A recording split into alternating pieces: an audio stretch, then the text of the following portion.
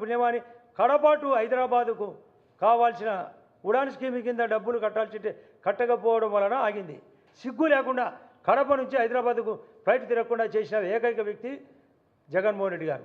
అది తిరిగి పునరుద్ధరణ జరగబోతోంది. రామ్మోహన్ రెడ్డి గారు మంత్రి, మా పార్టీ తరఫున శ్రీనివాస వర్మ గారు మన వైజాగ్ స్టీల్ ఫ్యాక్టరీ సందర్శన చేసినప్పుడు కుమారస్వామి గారు, ఆయన మాజీ ముఖ్యమంత్రి కర్ణాటక, ప్రస్తుత మంత్రి, ఖచ్చితంగా స్టీల్ ఫ్యాక్టరీ తరఫున హామీ ఇచ్చిపోయినాడు. కాబట్టి నేషనల్ హైవేలు పెరుగుతాయి, సీపోర్ట్లు పెరుగుతాయి, ఎయిర్పోర్ట్లు పెరుగుతాయి, ట్రాన్స్పోర్ట్ పెరుగుతుంది, కమ్యూనికేషన్ కూడా పెరుగుతుంది.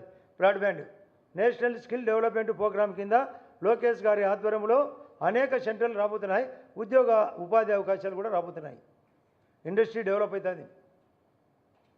ఇది లేదు అది లేదనకుండా చేసే బాధ్యత అటు ముఖ్యమంత్రి గారికి, ప్రధానమంత్రికి మరియు ముఖ్యమంత్రి గారు మన లోకసభ జరిగేటప్పుడు రాజ్యసభ అందరికీ ఇన్స్ట్రక్షన్స్ ఇచ్చాడు.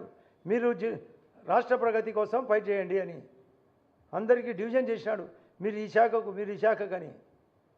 ప్రతి ఒక్కరూ ఈ విధంగా ఉంటే మీ ఇష్టం వచ్చేట్టు అంగాలి పెట్టుకొని మీ ఇష్టం వచ్చేట్టు మాట్లాడుతున్నారు. మీరు ఖచ్చితంగా అందరూ జైలుకు పోయే పరిస్థితి వచ్చింది. పెద్దిరెడ్డి గారితో సహా ఫైళ్ళు కాలుస్తారు. ఎన్నో చెత్త కుండీల్లో దొరుకుతాయి, నీళ్ళల్లో కాలువలలో దొరుకుతాయి. మేమేమి చేయలేదని ప్యూర్ గోల్డ్ మాదిరి చెప్తారు. దొరికినారు కదా, రైడింగ్స్ జరుగుతున్నాయి కదా. సిబిసిడికి కొన్ని, ఏసీబీకి కొన్ని. 40 లక్షల కంటే ఫ్రాడ్ ఎక్కువైతే ఈడీ కూడా ఎంటర్ అవుతుంది. వీళ్ళు ఒక్క లిక్కర్లోనే ఏదో కేజ్రీవాల్ గారు అక్కడ మహా అంటే 1000 కోట్ల పుణ్యానికి అందరూ జైలు పాలు. వాళ్ళ ముఖ్యమంత్రి గారు, వాళ్ళ ఉప ముఖ్యమంత్రి కవితమ్మ గారు. ఇక్కడ 1,00,000 కోట్ల స్కామ్. కుక్క దొరికినట్టు దొరుకుతారు, ఎరి కుక్క దొరికినట్టు. జైలుకు పోయేది జైలు గదులు సరిపోవు.